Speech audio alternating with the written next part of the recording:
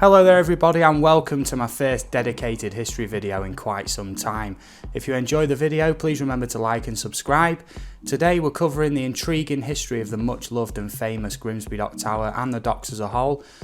Growing up in Grimsby with its rich seafaring and fishing history has been an essential topic I've wanted to cover since I started this channel, and I'm very excited to present and narrate my own spoken history essay in this video, combined with my own stunning 4K drone footage of one of the region's most beloved landmarks and recognisable icons. As usual, links to my sources are in the description down below. Roll that intro.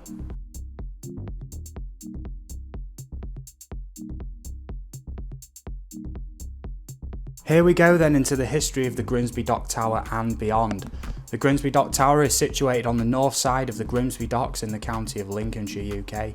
The tower finished construction on the 27th of March 1852, and as of this date, the tower is 166 years old and was opened by Queen Victoria in October 1854.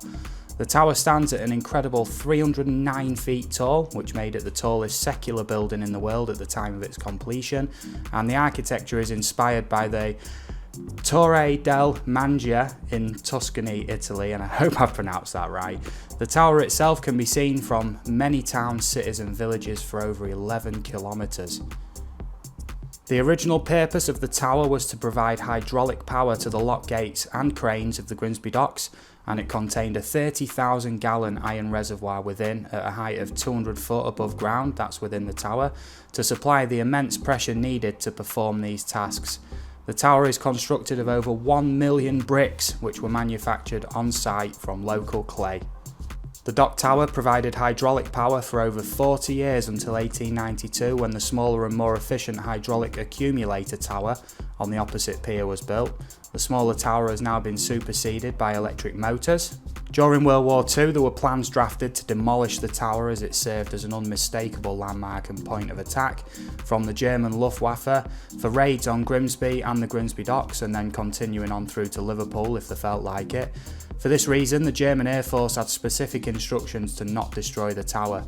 Circumstantial evidence suggests that the Royal Air Force had a hand in the protection of the structure, possibly for the installation of a secret transmitter for Allied aircraft, although I cannot substantiate that last part, but it seems very plausible and the only obvious reason not to destroy it. The Grimsby Dock Tower is a Grade 1 listed structure of a preservation order.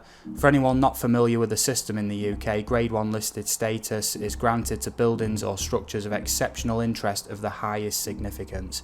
There has also been a plaque placed on the base of the tower to commemorate the minesweeper crews that operated from Grimsby during the Second World War. The interior lift to the top of the dock tower no longer operates, and the only way to the top is to take the spiral staircase in one corner of the tower.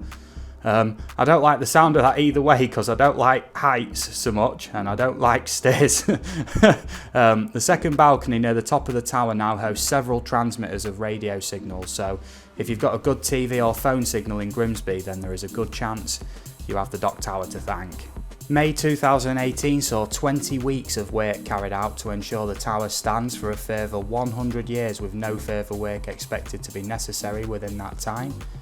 This work also involved using historically reclaimed bricks of the same age and size to replace the damaged ones, and an analysis was done on the mortar to get the composition as close to the original as possible.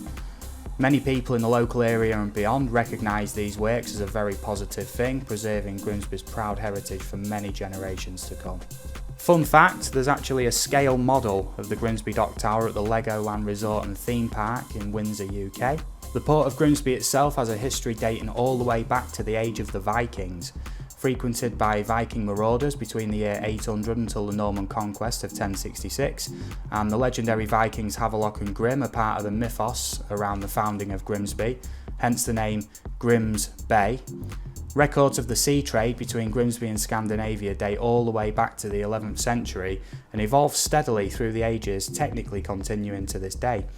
The history of all these centuries is extremely vast, and I want to focus more on the modern dock, so please check the link in the description for the wiki article for more information on that.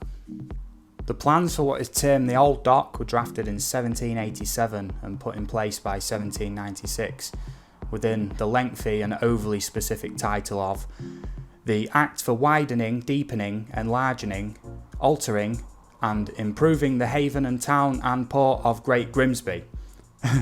This in turn created the Grimsby Haven Company, and all of this work was completed by 1804.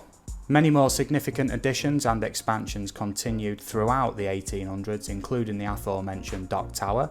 Some key historical points include the finishing of the Royal Dock in 1852, completion of the No. 1 fish dock in 1857 and the No. 2 fish dock in 1878. 1879 saw the completion of the Great Grimsby and Sheffield Junction Railway connecting to the old dock, and in 1880 the dock was modernised and substantially expanded to the west, forming the Alexandra Dock. Also adding and connecting the Union Dock, Royal Dock, Old Dock and the fishing dock systems together. During this time, the success of the Grimsby fish docks gave need to add a No. 3 fish dock in 1934, and by its peak in the 1950s was the largest and busiest fishing port in the world. The docks are still very relevant to this day. Grimsby, combined with the nearby Immingham dock system, is the UK's busiest working port, even handling far more tonnage than London, with the Grimsby fish docks providing over 20% of all seafood consumed in the UK, including some of the finest. And Grimsby still maintains over 70% of the UK's processed fish production. The docks also recently received £26 million to allow the large car carrying ships to dock externally, representing the UK's leading automotive handling facility. More than 500,000 cars pass through the Grimsby docks each year. Grimsby is also home to the National Fishing Heritage Centre on the quayside of Alexandra Dock, featuring a tour of the very famous Ross Tiger fishing boat that my granddad actually used to serve upon. I have visited many times, and I would highly recommend to anybody wanting to learn of the successes, struggles and hardships of all the brave fishermen who lived and worked, and the many, and there is many, who died at sea. So my afterthoughts then. Many people ask me if I'm proud to be a Grimbarian. That's our official title as people from Grimsby.